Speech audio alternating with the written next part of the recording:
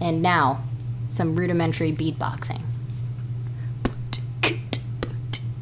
Welcome to season 3 of the Rooted In podcast. Wicka wicka woo! I would say that wasn't like that. rudimentary. That was rooted-mentary. High five. Then we get a good sound. Oh, there we go. Nice. Yeah. Podcast high five. That turned out well. Did it? Yeah. We'll let the listeners It decide. turned out. So, She took her hood off and did lost me. all her Claire, skills. welcome to episode 2 of the Rooted in Language podcast. Thanks, Maura. What's episode 2 about?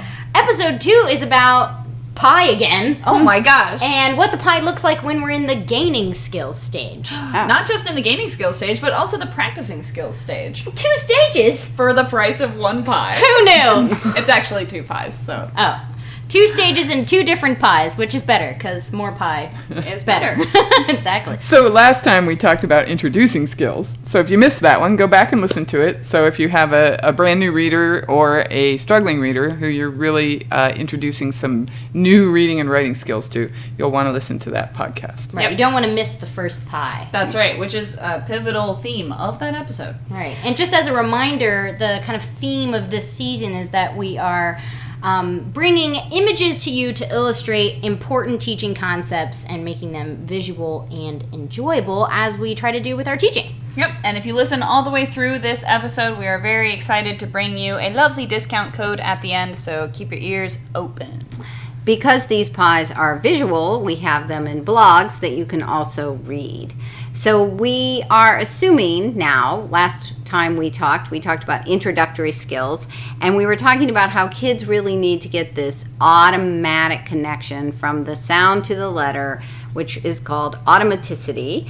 And that's really what we're about in a big way when we're just introducing skills or working with struggling readers to really get them launched into reading and writing. But now we're going to assume that they've gained some automaticity. For some struggling learners, that automaticity may continue to be a struggle, but they're getting the sound to letter connection, and now we're really working on gaining skills. So this pie is going to have more pieces now. And a More reminder... ingredients. Oh, I'm sorry. I'm Chip. I'm Dale. Just throw this comment in real quick. I was just going to add more ingredients. Oh. That was really short. What's the matter with us? I just, more pieces, more ingredients. It was playing off of her previous... Ingredients. Her ingredients. Or it's like you interrupted me for that. For that. I was just going to remind everyone that talking about some automaticity gain doesn't necessarily mean that they're at 100% mastery, right? So automaticity can be a word that sounds a little bit like, it means you're totally automatic. What that means is we're working on getting automatic, which is a process that takes time. We've now moved on to beginning to gain some other reading and writing, language arts skills, while still working on this huge slice of the sound letter connection automaticity. Right. So sometimes that automaticity can be what separates the typical learner from the struggling learner. It's a struggling learner will, as I said, go on for a little while really trying to get that fast mapping. The speed can continue to be a problem. But they have the idea. We're moving now into this gaining skills area. Still a lot of skills being introduced here. We still have a lot of letter and sound work going on, and that's really taking up more than half of our pie. And that letter sound work can be a mix. It's a bit, I don't want to say it's a stew because now I'm really mixing metaphors, Right. but Oh, it could it's be like a meat pie, where you There you essentially go. make a stew, but it's like still in a pie. yeah, Filling, don't just have say to- the filling. They don't have to be filling. sweet pies. Yes, that's true. And now we're on to Ooh, I Great do love a British good Baking savory Show. pie. Savory pies. This savory pie, like Great British Baking Show. that I 5 cannot times say fast. that, can I? The Great, Great British Baking Show. Great British Baking Show. Savory Oh, pie, show off. Show offs. All right. Anyway, this sound and letter work is a mix, the savory portion of the pie, that includes things like your spelling work and your word study and your multisensory games. So when you're thinking, oh wait, how much language arts? That was the question we posed in the last podcast. How much language arts time over the course of the month am I putting toward all this sound and letter work? It is more than half. Basically, we're still doing a lot of it. Does that mean everything is a drudgery? No, we have lots of multisensory games. We're engaging in word study. We have some spelling work going on. We're still, though, gaining skills. So it's a lot about this sound to letter practice. And something to just remind you of, if you haven't listened to the first one yet, you may have noticed that the answer to the how much she just gave was a proportion. She said more than half. And one of the things we challenged you on in the first podcast, or rather suggested, was that we're not thinking in terms of minutes of the day. How many minutes on this, how many minutes of this, how many minutes on this. You'll end up splintering yourself too much and not achieving a lot of deep learning, or really spending the proportionate amount of time in these areas that need, a lot more focus at this stage than they do at this stage. So now that we're in the gaining skill stage, we are again looking at our language arts week or month as opposed to day by day, and talking proportionally. Letter and sound work should be kind of working together, working on that code, establishing automaticity more than half of your week or your month. But focus more at this word study level, spelling patterns. We're really getting much more into that as we do this sound and letter work. And if you're unfamiliar with word study that we keep tossing around here, it's kind of our phrase we've come up with for the idea of morphology and etymology kind of combined, in that etymology is the study of a word's history. Where did it come from through time? Which explains a lot of what we tend to think of as irregular spellings. They're not actually irregular. They've just come through a different path than some of the phonics that we now recognize more readily.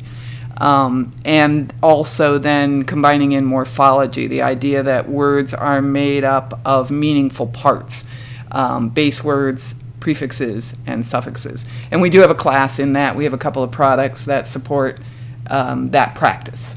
And people refer to as these spelling patterns that you see as orthography.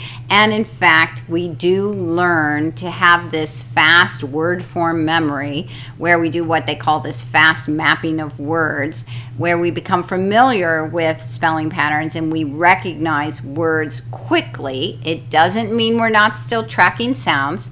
The brain research is supporting that our phonological system, our sound system, is lit up, is getting blood flow at the same time as this visual word mapping system. They one comes in slightly before the other, but they kind of at once kids get this automaticity, they're both of those areas have neurons firing. So we need to be working on helping kids coordinate all those systems. And they all have big fancy names, but our easier names we have here in our blog on our pie chart is word study, spelling, and phonics. And the games are these multisensory games that allow kids to really track sounds and discriminate sounds. So if you're visualizing your pie, so far we've talked about this kind of more than half chunk, this biggest chunk, which we've called letter and sound work, which involves all of those things. It involves word study work and spelling pattern work, and sort of coordinating how phonics works into all of that and how the sound system is layered in. And then games that help you practice those things in a multisensory way for getting that automaticity. And games can also provide context, and everybody learns better with context. Right. There's some reason I'm learning this. There's some meaningful point. And they also provide some fun, and Right. fun is nice. A woohoo. So just like in the introducing skills, kind of the other two pieces that are well, they were the only other two pieces on The first pie, but now they're the other two large pieces, are reading and writing. So they're kind of these next, not quite as big as the letter and sound work sections, but they are good sized slices. Slices, maybe about a sixth, kind of looks like. Mm-hmm. And for reading and writing, we're working in a controlled text environment, which the difference here, you have controlled text and Uncontrolled. I often call it literature. Controlled text versus literature. Versus literature, that's a good way of putting it. So controlled text would be things that are, it's sentences, paragraphs, whatever it might be, that is controlled for specific rules, phonics, patterns, whatever they might be, that are being learned in a certain order. So if you've only learned short vowel sounds, the text you're using is only going to have short vowel sounds in it. Matt sat on cat, and as you can imagine, controlled text can feel kind of stale, right? Because it doesn't have a lot of stilted meaning, right? Yeah. Kind of stilted. And honestly, being in the business now, working on pinwheels of having to work on some controlled text, it's hard to write controlled text that feels, that elicits any kind of emotion from your reader. Right. Tracy does a pretty good job, though. That's true. I try. It's true. Nonetheless, though, it is a really important stage in the getting to this competency. Thank you. Literary competency. Because if you don't understand rules, if you don't understand a certain piece of the reading writing system, you're not going to be able to engage fully with it in reading or writing. So you have to work from a place of knowledge in order to move forward. I think about controlled text as being important for getting this buy-in from your learner, right? I'm learning these rules and I'm learning this code, and here it is working. Right? I've learned this code. It's our work to a level of success. Right, and I can apply it, and it's worked. I've read this and I've understood it, and these sounds I put together and it made this word, and then I put those words together and it made this sentence. Whereas if you throw a lot of irregular literature at them from the beginning, you get, especially students who struggle, you get a lot of, I've come across something, I don't know what to do, I don't have any skills for that particular word, so I'm going to guess. And you build this habit of guessing anytime they don't have the skill there, as opposed to working from an area of, I have the skills, I can apply them, and it worked. Right. So in the last podcast, we were talking about they really are learning a code. And we call reading decoding, and we call writing encoding. So controlled text just stays with the code they have learned, and isn't yet throwing code at them that they have not learned. But meanwhile, we're working to learn the next pieces in the code, and that's why they're gaining skills. That's why we call it gaining. Right. They've gotten the idea, but they don't have it all yet. They don't have the whole pie. Right, they don't have the whole pie yet. So we may be working on short vowel sounds and long vowel sounds, and maybe we know our bossy R's, but now if you take in our vowel class, we divvy up our vowels in some categories, but there are some other vowels or vowel spellings that we have not learned yet, and so we keep the text at this more controlled level so they can in fact decode, and we try to help the writing also stay in this more controlled way so they experience success, as Tracy said, with their writing. And one of the ways we can do this is in our copywork and dictation. And we show a lot of this in our class that we teach throughout the year, our coaching class called Roots Entwine, where we're really working on how do we use copywork and dictation so that it's supporting this gaining of skills. Right. Yep. And a term we often use, consolidating lots of different language arts skills together. One thing I want you guys to always notice about these pie images as you're reading our blogs and listening to us talk is that there's always pieces of the pie present that are working on reading and writing together. Mm-hmm. We do not separate out those skills. Reading and writing should always be being taught together in tandem. And if you're looking at a phonics program that seems to work on a lot of reading before you ever put pencil to paper and are working on some writing, that's not really the way our language system is meant to be built. We need to be consolidating those two processes together from day one. You might have a little bit of different levels happening. We often have kids whose reading skills are higher than their writing skills, but we want those things to always be being practiced together. I kind of think of writing as a little bit like potty training. Tracy and I used to talk about this, that there's this age for potty training that's kind of the golden age. 45. And if you go, if you go too far Haven't gotten past, there yeah, then we have to start potty training again. You get too old. But I always felt like there was kind of this age, like too early wasn't great, and too late, though, suddenly potty training became this big deal that it wouldn't have been if I'd introduced it to my kids at this slightly younger age. Sounds like an avocado, right? Not yet. Now, too late. Yeah, too late, right? So I think sometimes writing can be like that.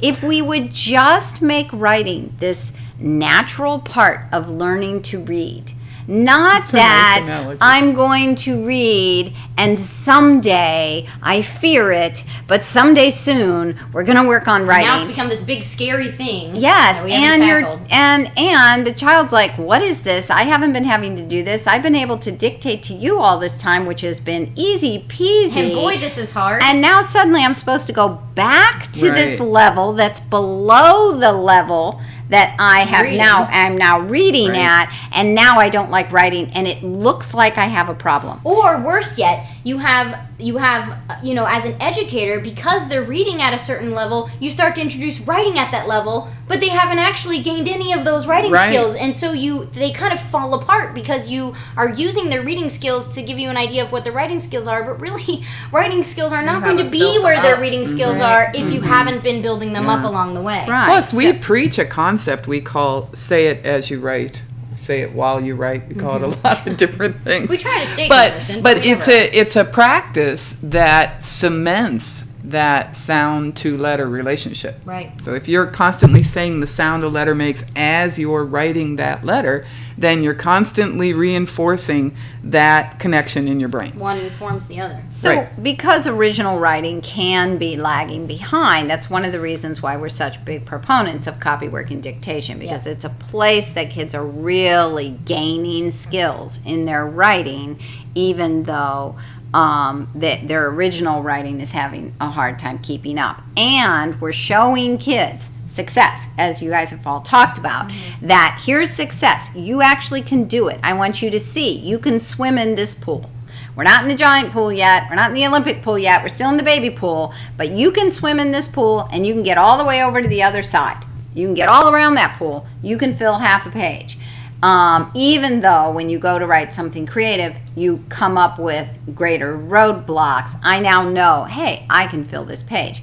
And I can remember when I was young, when I wanted to learn cursive, and I would fill pages and pages and pages of squiggles. I used to sit and pretend that I was writing in cursive, filling pages and pages. And I had the notion that all I actually needed to do now was learn the actual look of the letters, because I knew I already could fill pages and pages, right? I had the endurance, That's so and cute. right, so it's kind of, it's that same thing. We want kids to see, I can do this, I can have success. Oh, and we all just jumped because we have a big storm going on here.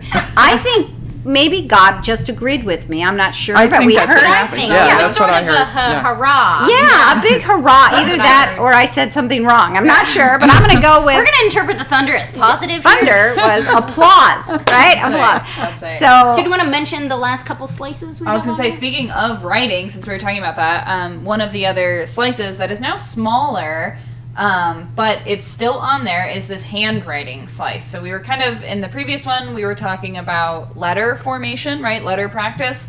Now it's moved to this handwriting practice, which is, a smaller proportion, but is still on there, still a skill that needs to be practiced and needs to be come back to again and again. And copywork and dictation also allows you to be working on handwriting kind of folded into that, right? We talk about those writing and reading slices as being kind of these more umbrella skills, and that is because they're really where you can be folding in these other individual slices quite a bit in this kind of, repetitive type work, like swimming laps in a pool, right? You're kind of getting it all together, you're doing it a lot, so it's starting to feel more automatic. And handwriting is a piece you can fold into copywork and dictation. And then we also have a slice that says mechanics, which is kind of like, those little rules about writing, capitalizing and punctuation and how that happens. That's very much folded into copywork But and also dictation. presentation, which you're also going to practice. I mean, some of mechanics is how far apart are my letters Right, from each there's all other, kinds of things in the and mechanics, how yeah. much gap do I put put after a period before the next sentence starts so that it is legible, Right. which is also then going to leak into handwriting practice. Right, So again, it you've got is. that It's overlap. all Right. integrated Yeah. and overlapped. And the last little tiny slice, just to talk about it really quickly, is a thing called caution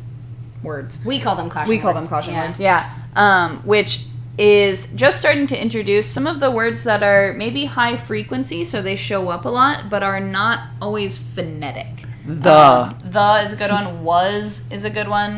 Want, Yeah, want. some, Of. Right.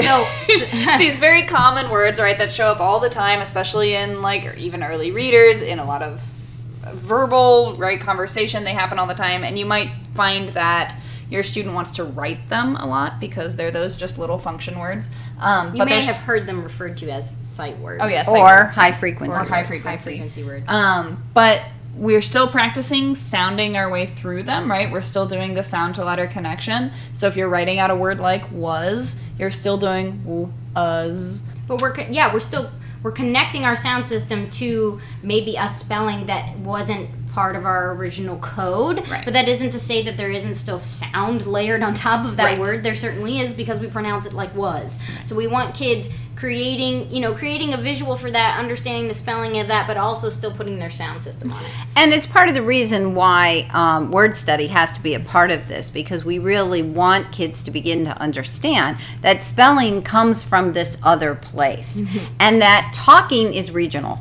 Right? Spelling is this whole history. In our case, it's all the way across the ocean, all these various locations that put together the English language It's system. a little bit more set in stone, as it was originally. Right? It doesn't change nearly as much as our No. sounds do. Right. Let alone just all our regional Which, dialects. which can create an entire history lesson Right. in the middle of language arts, which is great. Which is great. And that's why it's nice to think in terms of proportions, because if you end up in the middle of a history lesson, you can, in fact, have some overlap and say to yourself, hey, we did a little bit of that big chunk we needed to be working on that we were calling sound work. Or It word was structure, covered. yeah. It was covered in our history today. So, our history was covered in our language arts. I mean, Right, I whichever. go You for used whatever to do you that can. a lot in our all the homeschool, time. right? It Yeah. was like history and language arts. I can hardly separate them in my memory. Yeah. Right. Well, I'm such a box checker in my mind, too, that I would say to myself, hey, in this activity, we got these 15 things accomplished. And because I do think the way I think, I would always be analyzing all the skills that were used for this one task. I could just feel really great about it, but I could say that was a little bit of history, that was a little bit Yeah, of she's science. always that been a was double dipper. Watch out for her around the guacamole bowl. I am a double dipper, there's no doubt. So this moves us in. Now, if you think about it, the typical reader may have gone through those introducing skills and gaining skills, in their first year of learning to read. The struggling reader may be taking years for this, a couple years for this. But we want to get to this point where we're moving on to practicing these skills. And We have a second now, pie, right, or we a have third- another sorry, pie. a third pie called practicing skills. Practicing skills. And if you can picture this pie, it almost looks like it's mostly thirds. We have a couple little slivers in there. Anyone want to describe that pie? So we have a sliver that looks a little blended. We've got some skills that we've now put into one slice or one third that are kind of blending together. They're bleeding into each other. So we have a big. I don't like calling it a third because we do have little slivers interrupting. Yeah, but mostly Yeah, it's but we thirds. have a big third chunk called spelling and word study that we've kind of blended together. Those are now being worked on quite a bit together. So when we say spelling, we're really referring to spelling patterns, right? You've now built quite a bit through your phonics work. You've built some automatic connections, hopefully, a decent automatic connection between sounds and the letters that are connected to those sounds. And then you've started tracking these spelling patterns. I like to say patterns more than rules, although we have spelling rules that we teach, but these patterns that are consistent that you can kind of start to expect in our language, in addition to a lot of work with what we call word study, which, as Tracy mentioned earlier, I can't remember if it was in this podcast or the previous one. The structure of words is kind of almost physical building of these meaningful pieces as they come through history, and how word families are connecting and the different derivatives you see that come out of a single base, and that all coming together to make this understanding of words and vocabulary and spelling. And so then also, within working on your spelling and your word study, that's really bleeding together now, comes a lot of handwriting practice. You're still folding in phonics because you're always layering in our sound system, and you can be working on those things. We also put in games because you can be working on those skills through multi-sensory games, which really helps things stick and stay visual and enjoyable.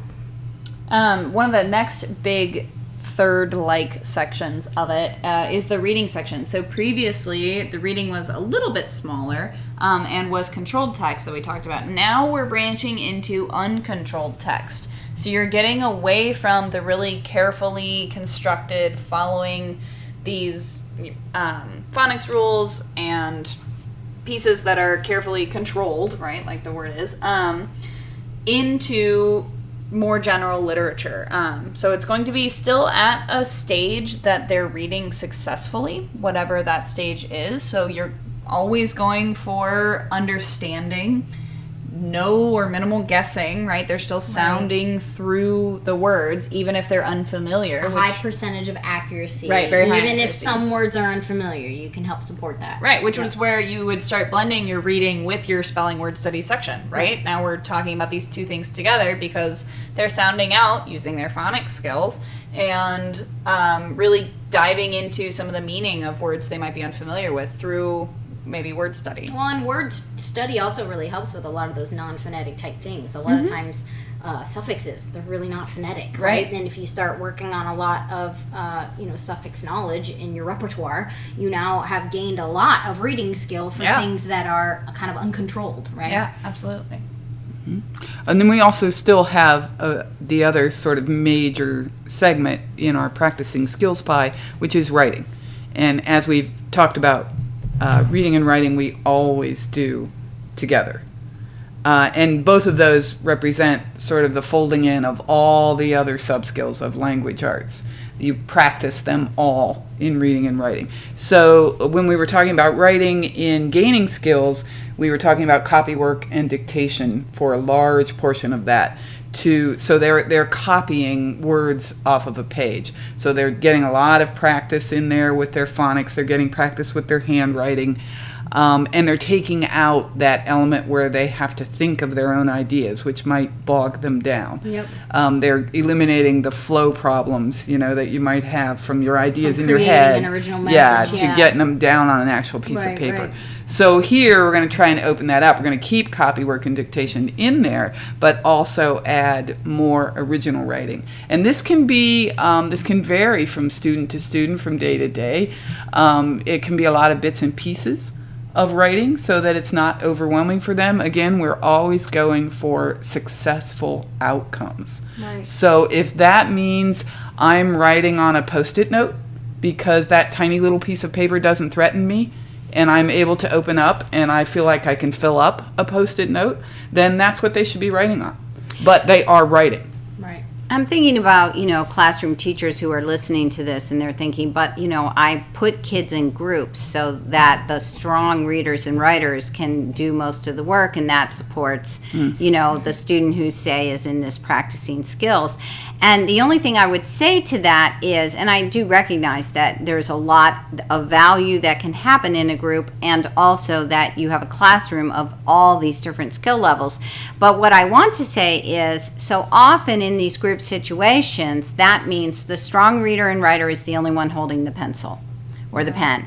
And the practicing skills level, those kids aren't holding the pen at all. And instead, what I would rather teachers think about is, how can I create situations in these groups where all kids are writing in bits, so that even my kids who are in these lower writing levels, they still have their own pencil. They still are writing their own bits.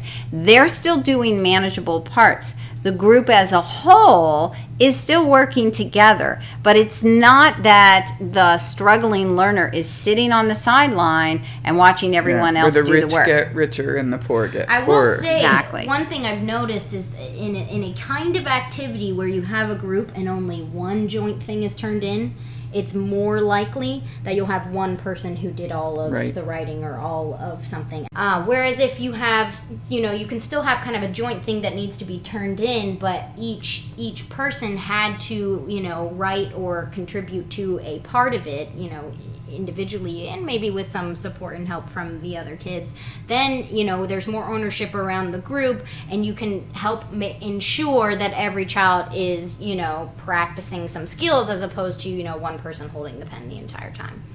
I'll wrap this up by explaining our last couple little wedges, which are used in both reading and writing. One of them are these caution and common words, because kids are really learning, especially the struggling learner, needs more time spent practicing these skills of this fast recognition of very common words, phonetically challenging words that we talked about already. They need more time reading those quickly. They need more time spelling those and writing those quickly. They need them in their copywork and dictation. So we need to have that wedge there in particular for the struggling learner. And also we've added a wedge of grammar. I mean, we could do a month of grammar in the year, and you could say, hey, my grammar wedge is done. If that is what seems to work for you because you like to be this submersive kind of teacher or submersive learner, or you like to teach all your concepts up front and then practice them throughout the year, I think it's a lot about what works for you, what works for your classroom, what works for your homeschool. Or you can say, in my week, there's always going to be grammar in that week. It's going to be this wedge, but I just want you to know that even though we've called it a wedge, it still gets practiced in reading and writing all the time. Copywork and dictation, great place. Right, it's a great place for it. But we're now ending on this practicing skills level. There was always this saying that you're learning to read and write through third grade, and right around third or fourth grade, the shift is now you're reading and writing to learn. And if you think about it, this practicing skills, we're up through this level, we're still mostly learning our reading and writing, and we're just on the cusp of making this shift where I'm really using reading and writing to learn. Now, the truth is, learning's going on all over the place. So in a way, that's kind of a crazy saying. But I think it does help us think about where around this student would be. We hesitate to give ages or grade levels. We talk more in stages because we're always working with struggling learners who are across all age levels and all grade levels. Thank you guys so much for listening. We will be finishing up this little 3-part opening to season 3 with the 3rd episode, which will be coming out next month. You made it all the way to the end, and for that you get a second helping of pie in the form of, we have a discount code for our website, which is 10% off everything in the shop, so all our classes and our instructional materials, and the code is second helping. So second helping, SECOND HELPING. So go ahead and enjoy that pie. You can learn more about us at rootedinlanguage.com. You can also find our YouTube channel as well as our Facebook page and our Instagram page. And you can join our community on Facebook, the Rooted Community.